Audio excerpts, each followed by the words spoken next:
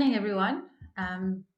Good to see everyone online this morning. So, Um, welcome to our Africa Day workshop. Today, we're going to look at the power of telling Africa stories.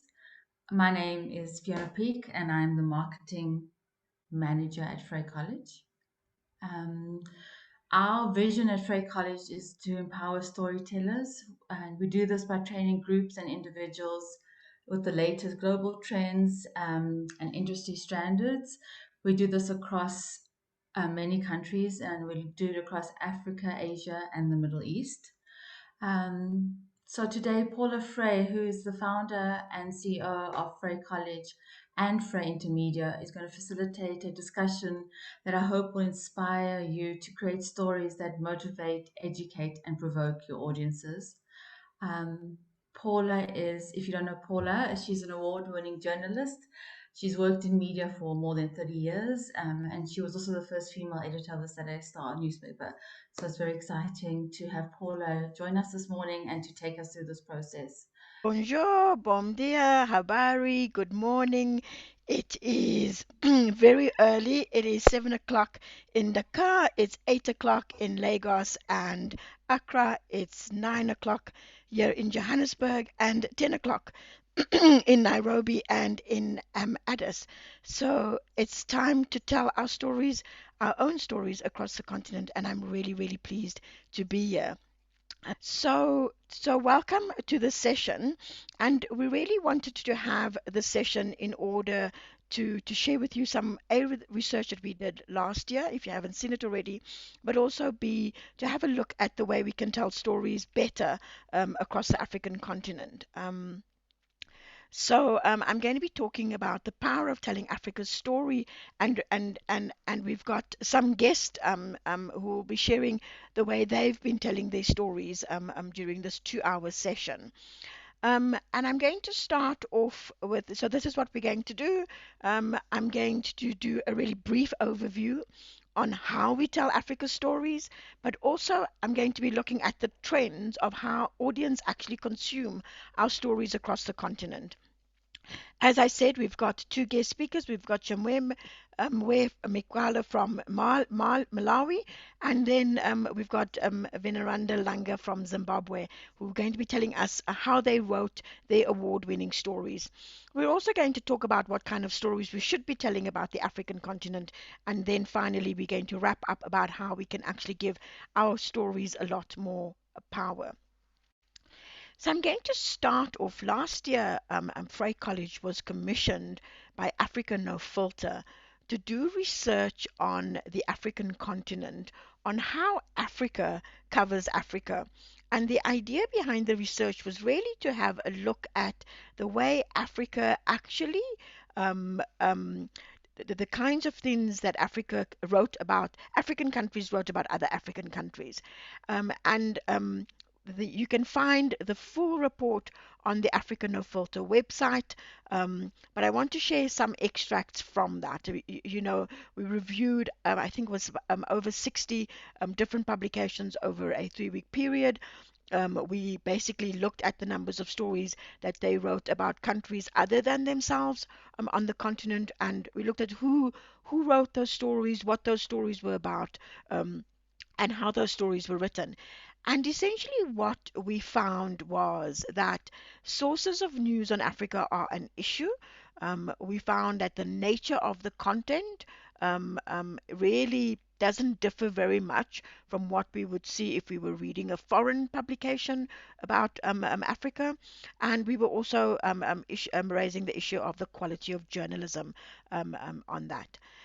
Um, so essentially, I mean, I think the thing that stands out most for me about that is that stories that Africans are hearing about themselves are very often largely written by non-Africans or are being dictated. The framing, the narrative is written by non-Africans. And that really kind of got us thinking about how do we challenge African storytellers, challenge African communicators to really write about their own continent in a way that reframes the narrative, that really changes the way we talk about our own continent. Let me just give you some more detail on that research. So first of all, and I would imagine because this research was actually done before the lockdown, I would imagine that this is even worse now. But when we did the research, we actually found that 63% of outlets didn't have correspondence in Africa, that they literally did not have people outside of their country reporting on the next on the rest of the continent. We found that wire services and free content are key sources. And so very often when we were looking at what kind of coverage we had, we saw that the stories were being written by people who were giving away content. And so obviously either we had an advocacy agenda or maybe not an advocacy agenda. But we also found that a quarter of all the stories are really written by external wire services, Reuters, BBC, AFP. I mean, that doesn't necessarily mean that the stories were bad. Some of those stories were good and actually told critical stories. But the mere fact that a quarter of our stories are being told by external storytellers should really give us pause for thought. And so what we found was that there was very little changing exchange of stories, aggregation of African content by African media, African news agencies' content was very limited. And even when we did have press releases or stories being used from other sources, they were very often published verbatim without many changes. But when we think also about what is the actual content we write about ourselves, right? I mean, what is the mirror we look at? We really found, virtually a single story. 80% of the coverage that we saw published by media in Africa on other African countries was hard news stories. It was largely political stories. There were very few stories that were features or soft news that kind of, extended beyond breaking news or event journalism. In fact, only 7% was human interest on arts and culture, for example. In fact, if we drill down into the nature of the coverage that Africa covers on Africa, what we really found is that, I mean, it's largely event driven. And so, a quarter of it was politics and elections. Admittedly, a lot of that was because five countries were holding elections at the time. Um, but it also reflects the way we kind of see the rest of the continent as being newsworthy. It's only when something is happening, when there are elections, when there are big political rivalries. Just think of the stories you've been reading in the last week, for example, right? What do they actually link to? They link to politics and elections. They link to conflict, or they linked to economics, trade, and business. But even now, if you look at the coverage of the African Free Trade Agreement, for example, it's very much driven by bilateral discussion. So it's driven, for example, by expert voices from the World Bank, from the African Union, etc. So large numbers of politics, a quarter of the stories were politics in elections. 13% of the stories was actually conflict, as in political violence, civil unrest, armed conflict, and at the time we had in SARS. And then another 13% of it was economics, trade, and business.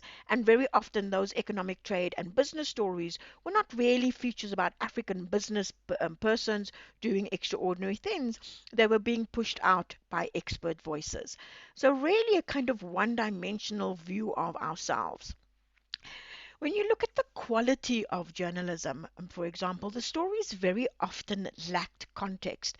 And this is something that I see very often when I'm training journalists, is that we make these huge assumptions that everyone understands what we're talking about.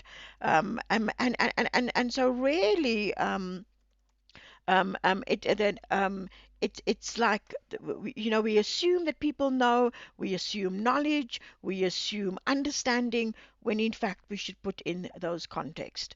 The other issue really is that our stories are often driven by expert voices, university professors, officials at the World Bank, or heads of NGOs, or right, but never ever the people on of the continent. No, never citizens who want to give voice to their concerns. I mean, I use the word the ordinary citizens, but none of us are ordinary. We all have something critical to say in the story.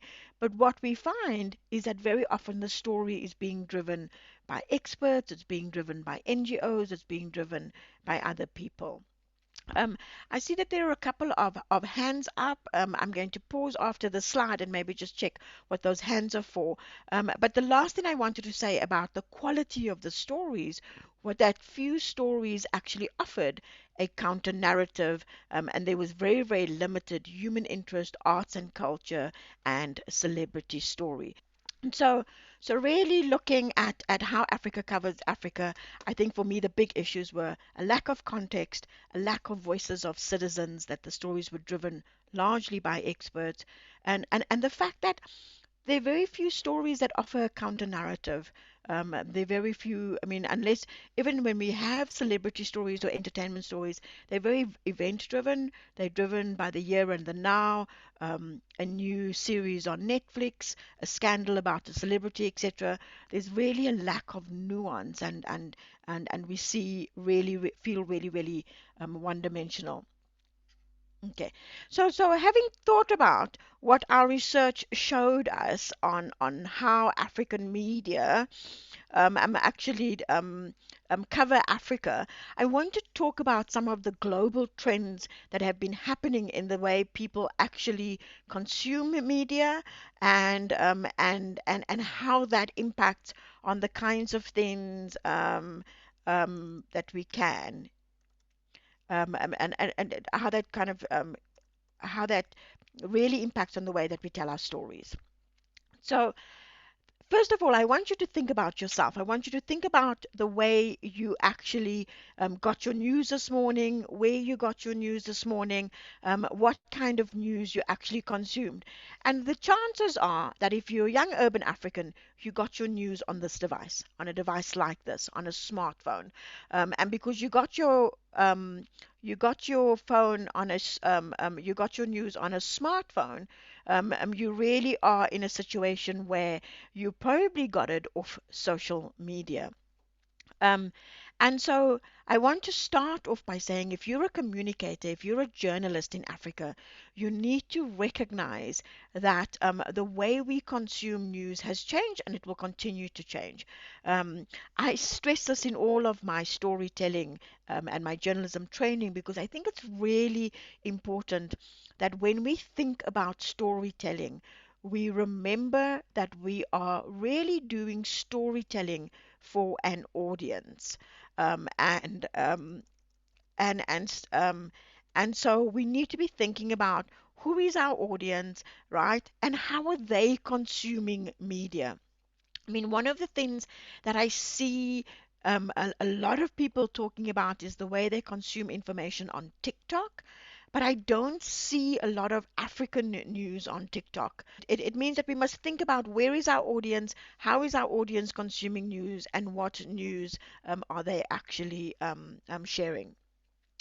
The next thing I want to also say is that your audience in Africa can get their news from anyone. They can get it from the BBC, they can get it from an American outlet, they can get it from anyone who's sharing on Twitter, anyone that's sharing on Instagram. They don't have to come to you. And so, because of that, they really are demanding more and they have more choices. They can go anywhere in order to get their news. And so, because they have those choices, because they have the opportunity to be able to go and get their news elsewhere, we really need to be respectful of our audiences and really be thinking about how we are actually giving them the news or the information they need and making sure that it's actually on a platform that they can access really easily.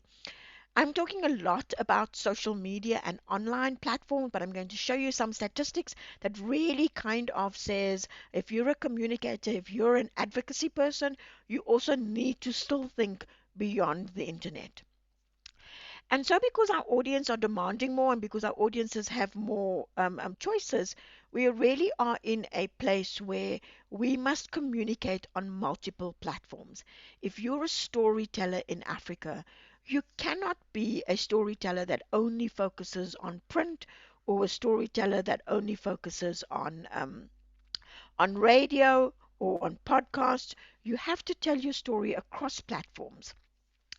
The next thing that we really need to understand is that as a communicator, as someone who peddles or sells words for a living, really what you're selling is not your ability simply to craft the story or to get the information.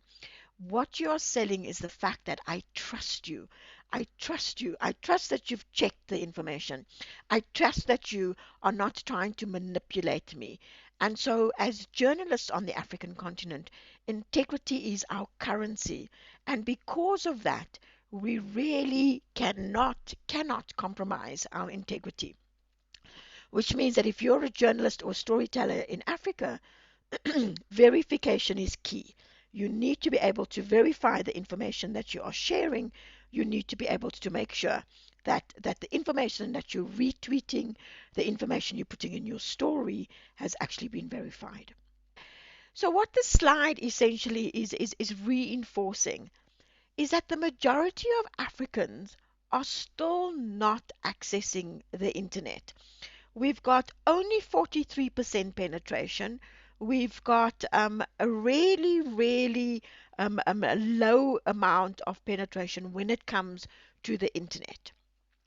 And so when we are looking at our audiences, there's a danger that we speak primarily to an urban audience, a young urban audience, if our only focus is on social media or on the internet. We really want to be able to tell stories across platforms. Yes, social media is important, but the majority of Africans still get their news on radio. And those stories can be told both on radio now, but they could also be told on podcasts. Make no mistake, COVID has accelerated a shift online. We've seen a lot of media across the continent use the lockdown to actually accelerate their own online digital plans. We've seen print newspapers close. We've seen more and more online publications actually um, um, putting up paywalls or introducing membership drives or trying some way to monetize online. And we've seen more people come to media online than ever before. It's really interesting because in an era in which people like to undermine the media as being fake news, we actually found with COVID-19 that it was the media that people trusted in order to share the right information about the pandemic and about vaccines, etc. So our role as communicators in the media can never be underestimated. We perform such an important function. I mean, I really strongly believe in sustaining Africa's media as a public good, as a vital pillar of democracy, because it allows the citizens to be able to get information and make informed choices in their lives. When we look, though, I mean, serious about this, we will see that less than half of Africa's people have access to the internet. And it really does raise the question, what role do we as African storytellers have about pushing for increased access? When we think about what access to the internet actually means for people in terms of accessing information, being able to not only get access to information, but share access to information. I'm wondering how much of that really is about whether we should be looking at um, what role we can play in actually pushing for more and more Africans to have access to the internet. So when you're thinking about your storytelling, as I said in the beginning, who are you talking to? Who's the audience you're talking to? Where are they getting their news and their information? How are they getting their news and their information? If they're getting it in short, sharp little bites, you can't then expect them to suddenly start reading long form journalism on a social media platform. It doesn't work like that. Even when you read a Twitter thread, the really nice thing about a Twitter thread, even though you might in fact end up reading a full opinion piece or even a story, but each of those little tweets is a self-contained thought that links to the self-contained thought above. You had a question. Yes, I do. I just saw the topics from the poll talking about other African countries and all of that. And I wanted to ask, I recently just started an initiative where I intend to share stories of displaced persons and refugees. So when I saw the post and I didn't see anything like that on it, I'm just wondering if something like that is good. So Lucy, actually, that's a really good question, right? Because I mean, you make a really valid point. If you think of the numbers of displaced persons in Ethiopia, in Uganda, I mean, there are many stories. I mean, I'm really pleased to hear that you're thinking of telling the stories of displaced persons and making sure that we're actually speaking to displaced persons and making sure that these stories are told, because very often we tell the stories of the displaced person from the perspective of the UNHCR, right? From the refugee commissions, from refugee organizations, from we tell it from the experts, rather than from the people who are actually having to survive. If you think of what's happening in the DRC now with the volcano eruption, I mean, you can imagine how many people were displaced when it looked like the eruption would actually reach Goma.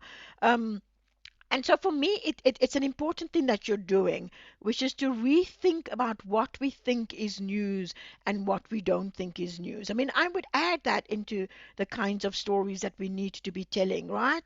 I mean, I just wanted to raise something linked to that. Is a story that the question that Mina asked in the chat, actually. Mina Akuru is asking, what role do local languages play in telling the African narrative? I mean, there is no rule that says that social media needs to be in English. But think of the Twitter feed in your country. Think of the Facebook feed. Very often we use English or other dominant languages, French, Portuguese, and we don't use our own languages on those platforms. And so I would say, Mina, local languages play a critical role in telling our stories to ourselves.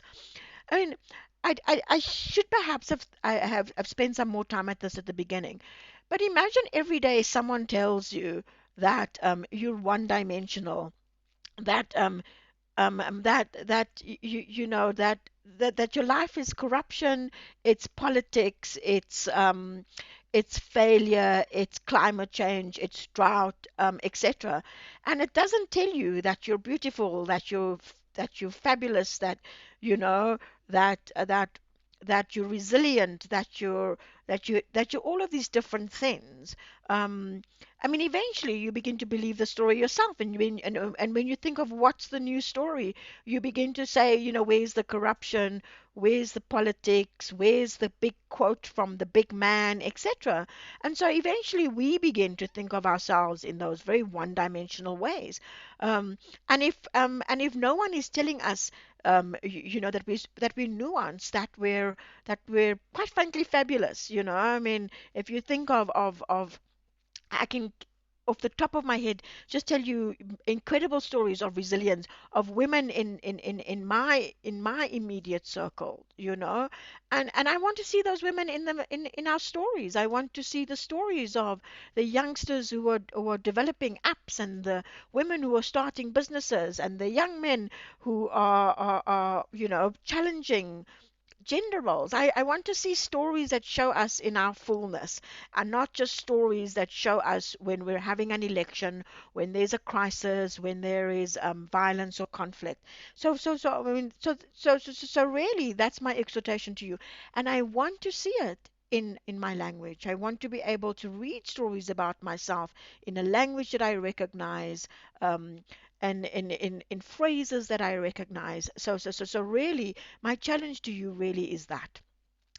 Opiemi Turiolov asks, do you believe the mindset in our media colleges plays a role in influencing people focusing on hardcore stories? So, Opiemi, my belief is because if you're a storyteller in Africa, then let me say this to you. We all know how to write the inverted pyramid story, right? The story that kind of goes hard news, the five W's and the H on top, then the news is stacked, less important information, less important information, less important information. And what that story structure does is it really privileges the status quo, because an inverted pyramid story needs a who, what, where, when, why, and how, which means the who very often is male, because that's our status quo, right? The dominant will be the dominant politician. We favor the big man in politics.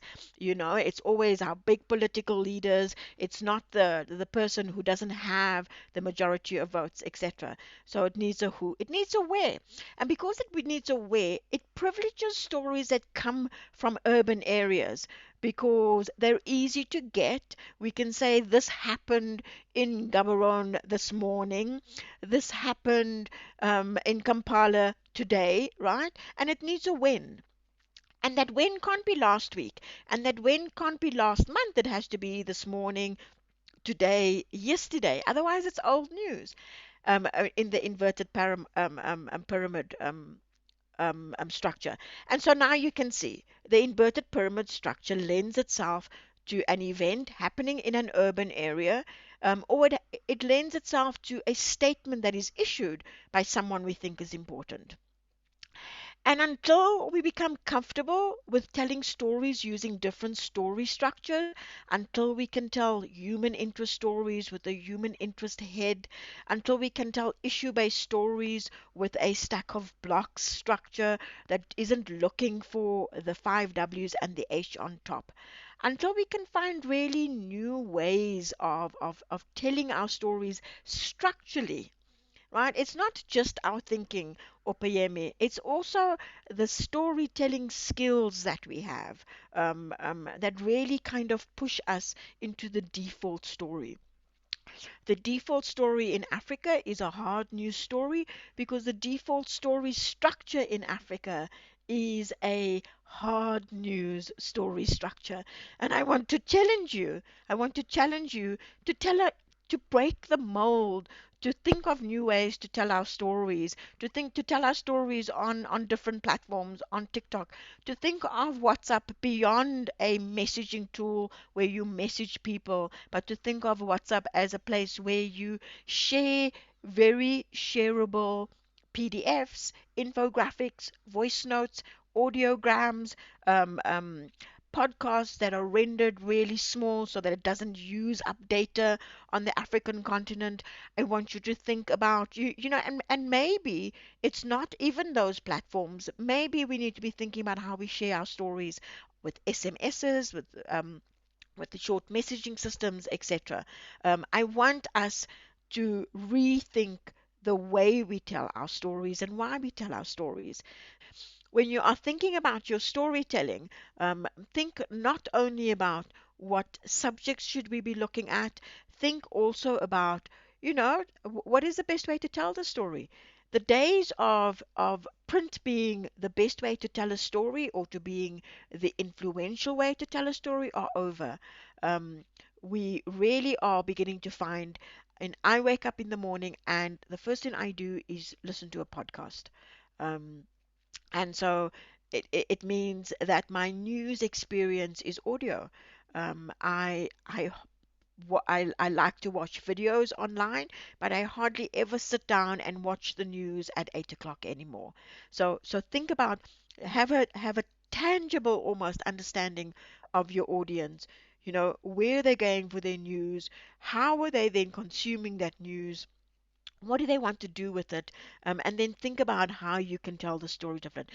We are the generation that can rethink not only the stories we tell about ourselves, but where we tell those stories and how we tell those stories. Our first speaker today really, we showcasing two award-winning journalists. Our first speaker, really, we are is a Malawian journalist who is the deputy chief reporter of current affairs at Yoniko FM. Her name is Chimwemwe Mikwali. She is the 2020 MISA Malawi Awards Adult Literacy Education Journalist of the Year winner in the electronic category for her special report. She has a passion for health issues, especially those that affect women and children. And so let's listen to what she has to say. My name is Chimwemwe Mikwala. I work with Yoneko FM radio. That's Malawi, Zomba. I am a reporter. Actually, I am the deputy chief reporter. And just to say that I'm in the office, so you might get some background noise. People are discussing stories and programs. So if you hear any background noise, just know that I am in the office. So as I told you that the radio that I'm working for is under an organization. It's actually a program and an organization. So we have various programs apart from the radio. There are other programs like AGYW, which is adolescent girls and young women, which looks at the plight of young women, how best can we improve their lives. So there was that project that was happening in Mulanje where we were looking at helping young girls get back to school and reducing the HIV rate and AIDS. So when I went there, I didn't go there for actually to do a story. I went there just to support the project. I wrote a story. It was essentially looking at the plight of young ladies that are in self-boarding schools. In Malawi, there are various areas where young girls are enrolled in self-boarding secondary schools. This is because most schools don't have space. We have a shortage of space in like national boarding schools, or some parents cannot afford to send their girls to private boarding secondary schools. So this is a bit cheaper way of getting education. So you come up with a few people or a few of your friends, and then you rent a room that are rooms that are slightly cheaper. But then when it comes to such scenarios, these girls don't have a lot of protection. And then the good thing is the young girls themselves were able and willing to talk to me. Not at first, of course, they were a bit reluctant or hesitant. You know, this is not something that you just tell anybody that, you know what, I sleep with other men for money. But then talking to them, you know, making acquaintance with them, and then they were able to open up and tell me how it happened. Please, you know, sometimes they would think, no, we have we have, we can do anything. This is better. We don't have to be controlled. But by the end of it all, you see that there is need at least for some control measure. So this is, in essence, the story that I wrote. And then sometimes you might be in an area where you didn't specifically went for a story. Maybe you went there, there's a function by somebody, maybe some organization. Like, don't put yourself in a box that I'm here for this particular thing and this is what I'm going to do. No, there's a lot that you can get in areas where you wouldn't think that there's a story. Imagine I was there for something else, encouraging girls to young girls to go to school, but then there was another story that was happening amidst all that. So first I would say that you just have to have this nose for news, dig deeper in things, you know. Sometimes you would say we have issues where you, as journalists or reporters, would say sources are hard to get, or it's hard to reach to a source or to make a source talk. But use all that you've learned in class. You know, in class they tell us how do you make a source open up. You need a source who with a yes or no question. You want more, but then they'll just tell you yes or no. So use all that you have and understand your sources. Sometimes you might be used to talking to high level people, and then you're going to a commoner or a young person, and then you want to use the same things that you use when you're talking to a high level person, or the same skills that you use. You have to understand the environment and understand that this is not my usual source, if I would put it that way.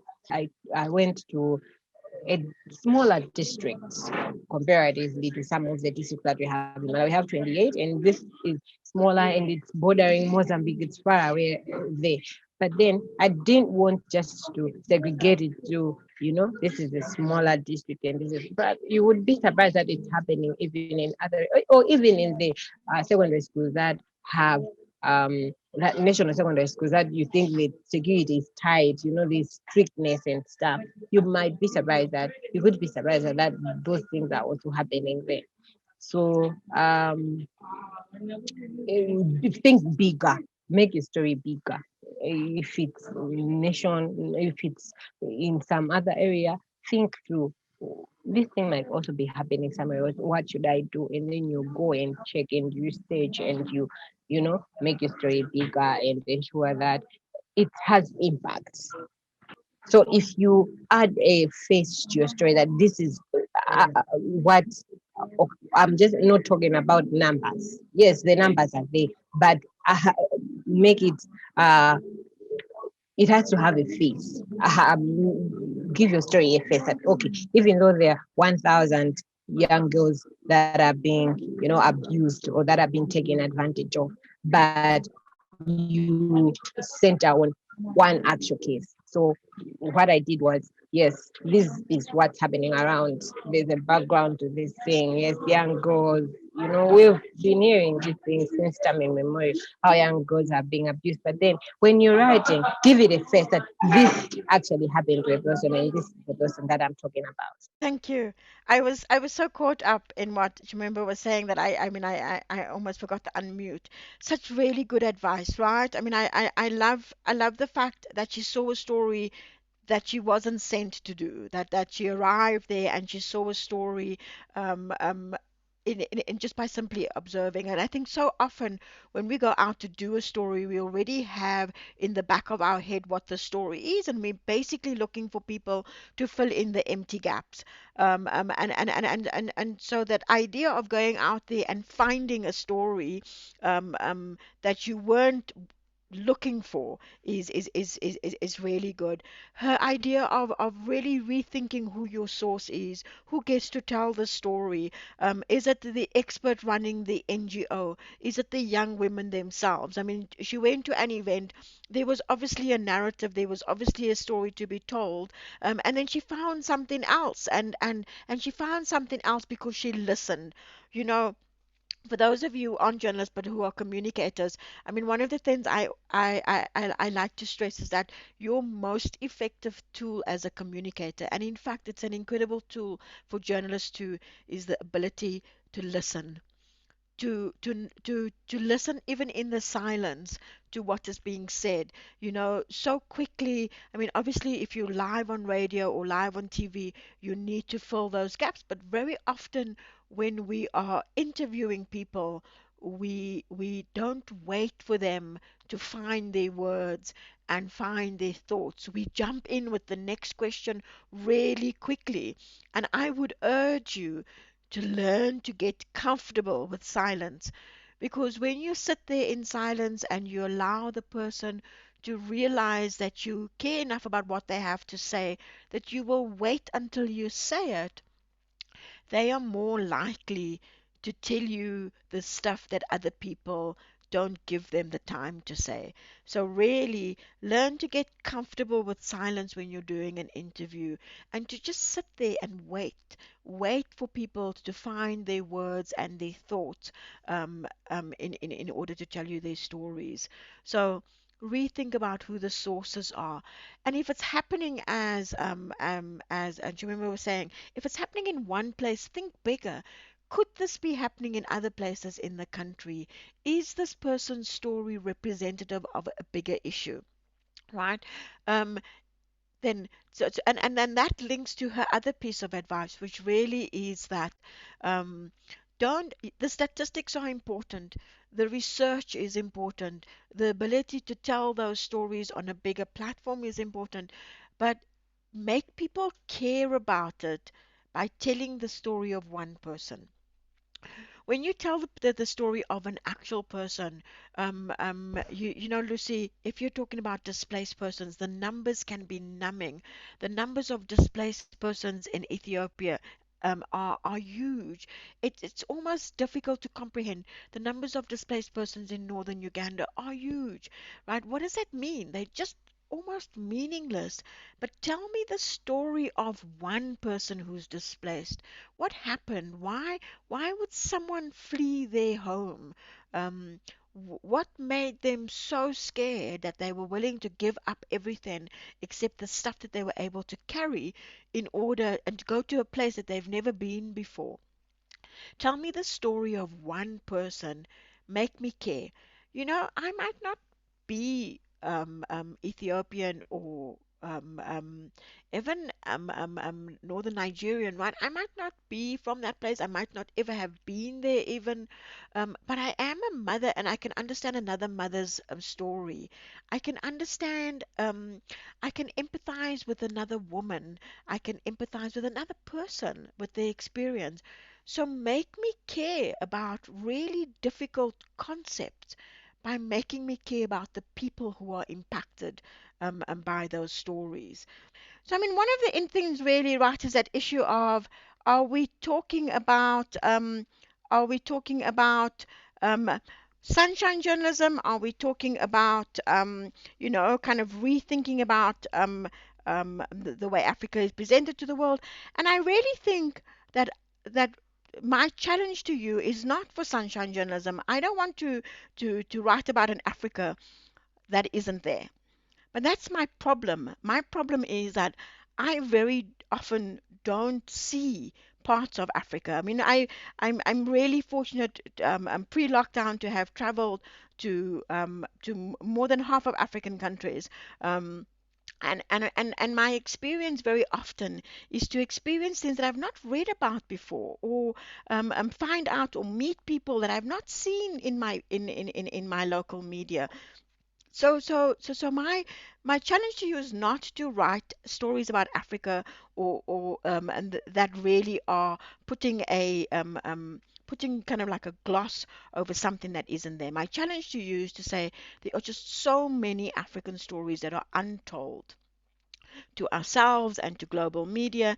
And for me, it's like, you know, we should not be berating foreign media for not telling these stories if we ourselves are not telling these stories. If we are not telling the stories about young people who have started businesses, about people who have people who are resilient in the face of huge challenges, of business across Africa, of innovation across the continent, of lifestyles across the continent. I want to know what the rest of Africa eats. I want to know what the rest of Africa wears. I want to know you know, in a country where people buy their clothes off the shelves. I love the fact that you can go to Uganda or West Africa or East Africa and have people make your clothes for you, right? I mean, I want to understand the way people live in other parts of Africa, and I'm not getting that in the media at the moment. And so there's a place really for online media to start up, to begin to tell us these stories.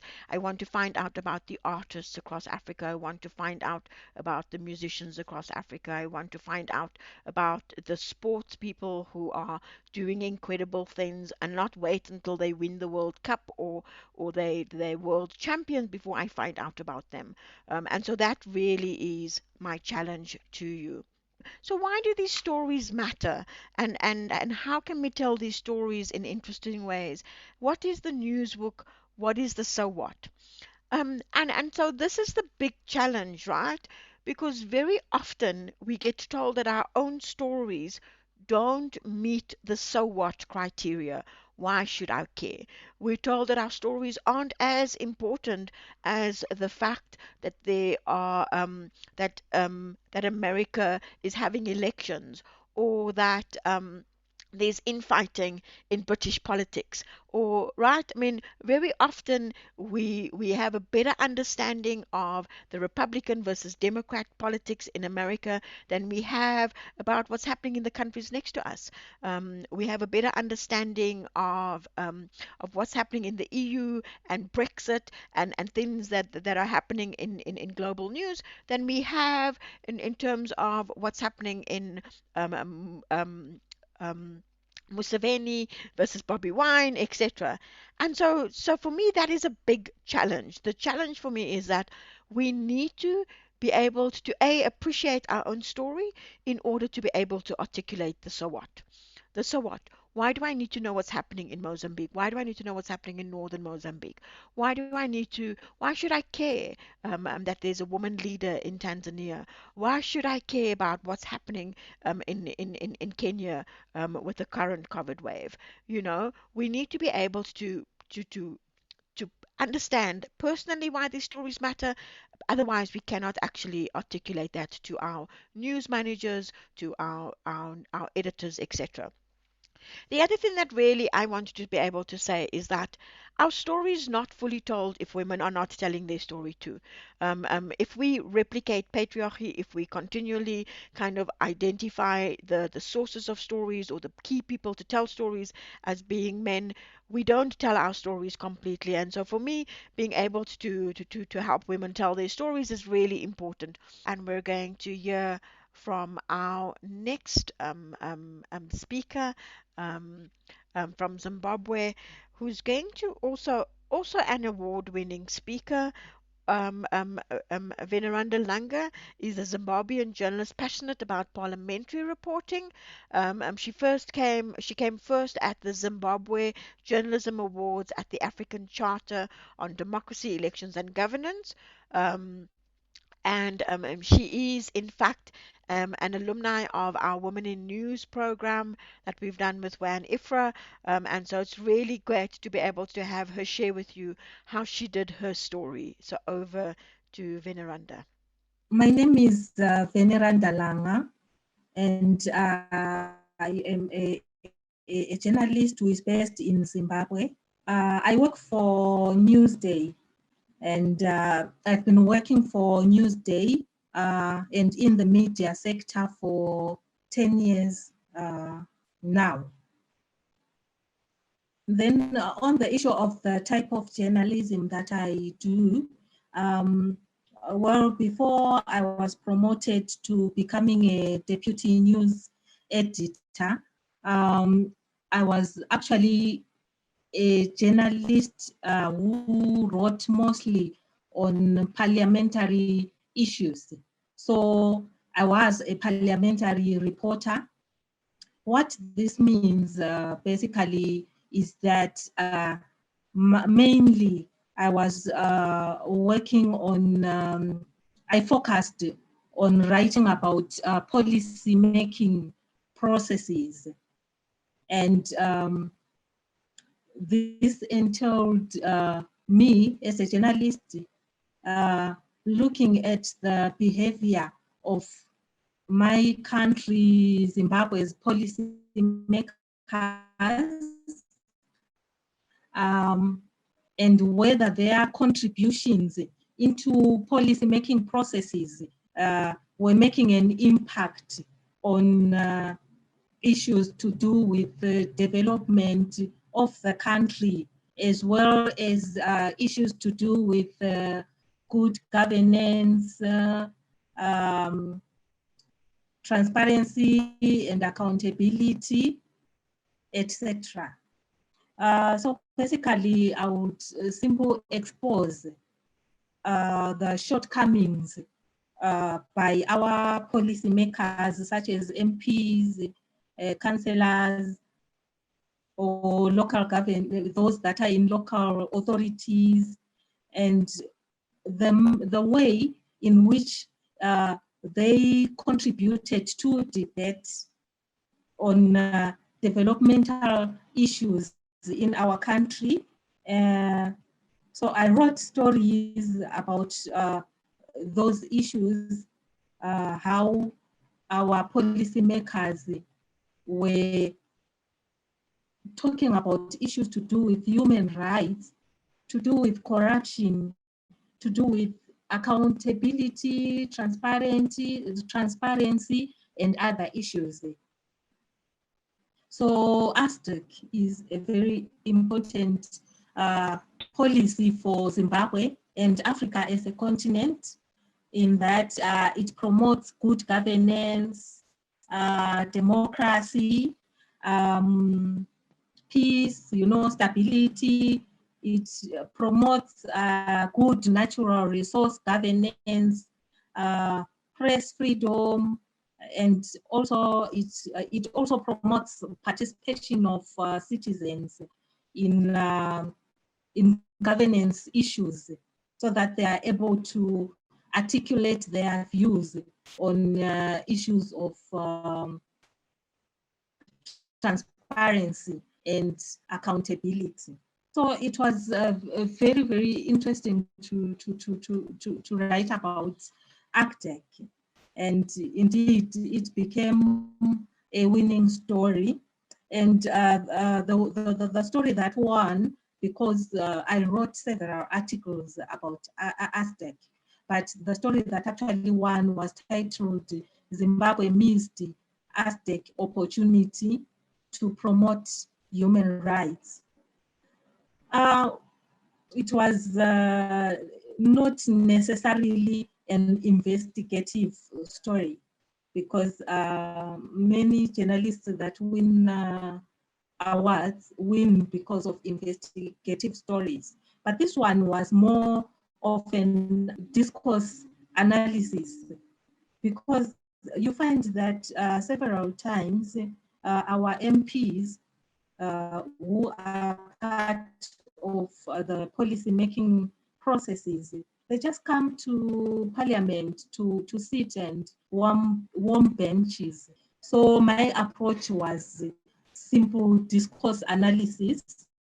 I only analyzed the behavior of MPs and also the quality of debate that they did around issues to do with ASDEC. And I discovered that there was lack of seriousness on the part of our policymakers to promote the African Union Charter, ASDEC. And as a journalist, I just exposed that in the story. And I also stated the implications of that. I explained the reasons why it would have been good for Zimbabwe to debate those issues, because ASDEC was actually brought before Parliament at a time when the country was struggling on issues to do with the human rights and democracy. The record was not good, and the corruption levels were so high. My advice then to other African journalists, well, I think that as journalists, we have a duty to disseminate information, developmental information that can develop the African continent, so that we can make our continent the Africa that we want. We need to scrutinize the behavior of our policymakers, because that is very important. Policies, good policies, are the ones that are actually going to develop Africa. So we need to analyze the contributions by our policy makers in parliament, at local authorities, etc. Because if we fail to do that, then Africa will have bad policies and we will continue to be under an underdeveloped, state region. So in order for Africa to become developed, there is need for our policymakers to come up with good policies on natural resource governance, on anti-corruption policies, transparency and accountability, press freedom. We need very good policies on that, policies that promote human rights. And in order to have those good policies, it means that as journalists, we now need to follow up on our policymakers, to analyze their contributions in parliament, to expose their incompetence, to talk about the good policies that they also promote. Sometimes they also promote good policies. There are times when MPs can also make meaningful contributions, and we also have to write about that. Thank you very, very much, Veneranda. I think for me, the major thing that came out of her story is the fact that, if we keep on asking the same questions, we'll tell the same story. If we keep on using the same story structure as everyone else, we tell the same story. If we keep on using the same techniques of storytelling, we basically kind of redoing the same story over and over. And so, one of the things that I really love about her example is that rather than do a he said, she said story in Parliament, she actually went and she analyzed their actual statement, their actual behavior. Were they simply seat warmers? What were they doing? How were they doing it? And I love it because it was innovative. Veneranda didn't do the same story that everyone was doing in Parliament. She really kind of said, what can we do to take this story forward? How can we analyze? How can we analyze what politicians are actually doing as opposed to what they say that we're doing? So how can we tell Africa's stories? So I want you to think about what is your default? When you tell a story, what is your comfort zone in telling stories, right? And we all and so there's no judgment here. Let me be clear. We have a default story structure, we have a default way of doing research, we have a default set of questions we ask, not necessarily because we're lazy or poorly trained, but because we're working against the clock. And so, very often, that process of working against the clock means that we need to have kind of shortcuts that we take. And so, we go to a press conference, and even as we're at the press conference, we're writing the story in our head and we're using the inverted pyramid so that we can write it quickly. Or when we're interviewing people, we're asking them open-ended question. So tell me about yourself. How did you feel? Are you happy? Right? And those questions in of themselves aren't necessarily bad. They're open-ended. They have the potential to get information to people. But you and I both know that if you've done your homework, you can ask really specific, pointed questions that will get people to really kind of get to a point that they didn't anticipate getting in the interview. If you've done your homework, if you know the background, you won't ask them the open-ended question. You will get straight to the heart of the story. Make sure that you're asking the same kind of question. So for me, I would start off by saying, okay, what is my default? What are my default story structures? What am I if your default story structure is an inverted pyramid, everything looks like a hard news story. If you like to write features, everything looks like a feature, a stack of blocks story, right? But if you have a basket of story structures that you can draw on, then you can look at the information you're gathering and say to yourself, that looks like an anecdote and nut graph. That looks like an inverted pyramid. That looks like a stack of blocks. That looks like a chronological story structure. That looks like an infographic. That looks like an analysis story. When you've got a basket of skills, you can really begin to fit the structure to the story and not vice versa. Not fit the story to the structure that you really have.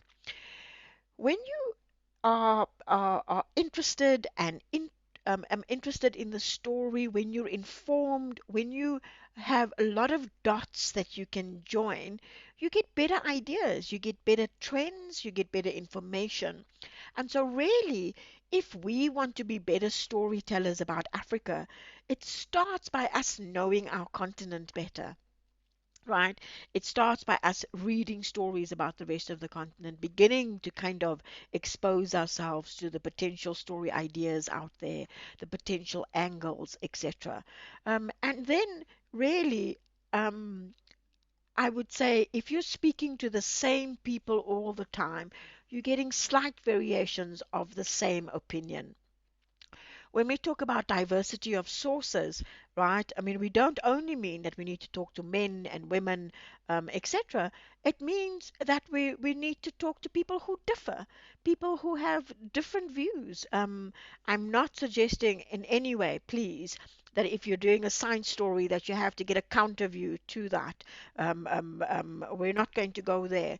I think that the science needs to be told on the basis of science. But what I do mean is that let's have people who are different and interesting when we are telling our stories. In South Africa, we are really, really lucky because we have an opportunity. We have, and I saw Jordan here earlier on. I hope that Jordan has actually put quote this woman into the chat because we're very lucky in that we have quote this woman. They are expanding their sources beyond South Africa, but quote this woman really is an incredible resource for South African journalists to be able to find a female expert source on science, economics, you name it. They have the most wonderful resource. I think they've got 400 sources now, and growing all the time. So I want us to think of like Veneranda did, which is to really kind of ask ourselves, how do we tell the story differently? What is my default? What do I do differently? Can I change the story structure? Can I change the idea? Can I change the angle? Can I change the source? Can I use social media to find different stories, different questions, different audiences? So, when we are telling African stories, I want you to think about how you can find new ideas. Obviously, expand your circle, go onto social media, make friends with the people on this chat, right? Talk to people in other countries. Go onto social media, see what people in other countries. Don't follow your friends on Twitter, for example. Follow people who aren't your friends. Follow people who don't share your views. Follow people from different countries. Follow hashtags. I mean, I follow journalism hashtag. It just opens up a whole world of what people around the world are actually doing. I'm talking about journalism. If you need a news hook, if your news manager is not interested in new ways of telling stories, then look for special days. Look for new ways of look for days where you can hang your story on a day or on an event, right? Take the issue and tag it onto a news event. If your newsroom is stuck in hard news, then tag it onto a news event.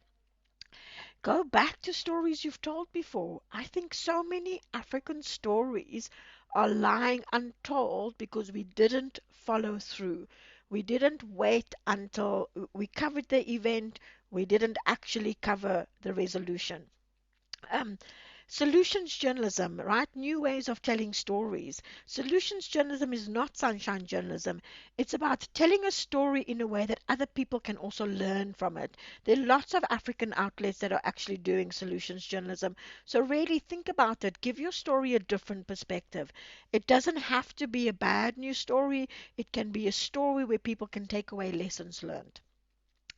Um, as Chimwemwe said, right, find the human interest angle. You don't have to write about the statistics, you can write about the person. Write your stories from the perspective of the people who are affected. Find the nexus between narrative and news. And here's the sad thing for those of us who are print journalists. sometimes that story is just better told with an infographic. Take that huge chunk of stuff in the middle, take it out, get someone to make it into a picture. Even better still, teach yourself how to use Canva, teach yourself how to use one of the free infographics, and take the infographic and turn the statistics, bring the statistics to life, right? Don't bog down your print story with it, don't bog down your website story with it, put it as a sidebar, as a picture. Really write stories for your audience. Find out what people want to read about. Find out how they're reading it. Find out how they're accessing it. Talk to your audience on social media. And then really think about what you're going to do. I mean, this is not a definitive list, right? There are other things that you could do. I'm going to challenge you. If the inverted pyramid is your default, I'm going to challenge you to rethink that. And let me tell you that these story structures that we talk about, they're not the domain of print only. You use these story structures when you do a Twitter thread. You use these story structures when you're doing a video or a podcast or an audiogram. And so, don't let your story sound the same. Break out and rethink it. It's not a one size fits all. When we first started going online, people literally took a story from the newspaper and put it onto the website as if that was going to help. What you need to be thinking of is what works on the website, what works on Facebook, what works on Twitter. How do I modify, how do I repurpose the story in order to tell it effectively? Think about different kinds of stories, hard news, features, human interest. The question and answer is a really effective story structure. I mean, one of the things that they do in Asia is they very often have polls that give them a sense that also end up being stories because people go to see what people are thinking about particular issues. The opinion piece. Veneranda actually analyzed policy making, the infographic, all of those are great story structures. And then the last thing, I think we don't spend enough time on this. If you want to rethink the way we tell Africa stories, then there is a critical audience you need to be aware of, and that's your line manager, your boss. Before we can get that story published, before we can tell that story in our various medium, we have to convince our manager that this is a story that we need to publish. So it's not enough to have a great idea, good sources, techniques, even images, video, sound. You need to convince your manager. And here's the way you do it. You need to understand what he or she is being judged at delivering. And then the so what is about convincing them that the story you're bringing to the diary fits that mandate. So what's your media's mandate or editorial code? How can you make sure that your story actually fits that code? How can you convince your manager that this is the story your audience wants, right? How does the way you're telling the story take the issue forward? Um, how does the story actually rethink the way you're engaging the audience, right? And why now? Whenever you're trying to convince someone that the story you're writing must be published, the last question is why now? Why do we tell the story now? What is the hook? What is the reason that we want to be able to tell the story now? Good. I'm going to end then by just kind of wrapping up what I wanted in. If you've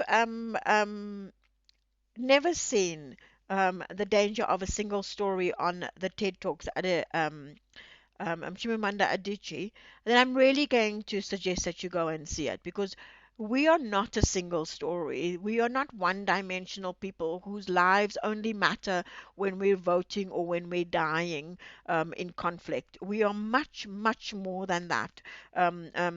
We're complex, we're interesting, we're resilient. We have a history, we have a context, we have a background, but most importantly, we have voices. We don't have to be spoken on behalf of by experts, by researchers, by people on off the continent by dialect quotes by people who visited the country once and are now the definitive voice on what happens to our lives. We're much more than that. We're nuanced.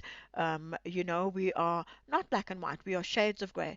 We're complex. This is a fascinating continent with lots of complexities, and we need to take some time to able to tell that. So I think we really, as journalists on the African continent, we need to think about why we tell the stories we tell, how we tell the stories we tell, and where we need to move from there. I would say to you that the current framing of the African story can be challenged. We can rethink it, right? We can rethink about the way we tell stories. We can rethink the framing. We can rethink the narrative, and we can rethink the conversations we're busy having with our audiences. Um, but in order to do that, I think, and this is really difficult, we as writers must do the hard work before we write. And what do I mean by that? I think we need to push out of our own comfort zones. We need to push ourselves as writers. We need to push ourselves in terms of the stories, structures we use, the people we interview, where we find our stories. We might need to do a bit more work about thinking of what the story is before we actually write the story. And look, I mean, I know it's challenging, right? If you're being paid per story, if your boss is wanting you to do 3 stories a day, sometimes there really is no time to think even. But I want you to find the space for that one story that is more long term, that one story that kind of challenges the narrative, and then I want you to go and do it. Because the reality really is that writers write. If you want to challenge the way we think, if you want to challenge the stories that are told about us, then no one's going to do it for us. We have to do it. And I think that really is the challenge to all of us. When we leave here today, what story will we tell? Really, my challenge to you is I think people should care about Africa. You care about Africa, so make us care, right? And I'm going to leave it there. We have 2 minutes left. Thank you very much and for being so engaged and so interested. Um, you know, when you write your story that you feel really is an example of what we spoke about today, please feel free to tag me, tag Frey College.